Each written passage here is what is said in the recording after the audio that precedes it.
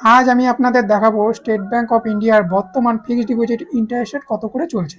প্রথমে দেখো 7 দিন থেকে 45 দিন 3.05%, 46 days to 179 days 4.90%, 180 days to 210 days 5.65%, 211 days to less than 1 year অর্থাৎ 211 দিন থেকে 1 বছরের কম 5.90%, 1 year to less than 2 year 6.25%, 2 years to less than 3 year 6.40%, 3 years to less than 5 years 6.30%, 5 years to up to 10 years অর্থাৎ 5 থেকে 10 বছরের জন্য যদি আপনি ফিক্সড ডিপোজিট করেন সেক্ষেত্রে ইন্টারেস্ট রেট 6.05%।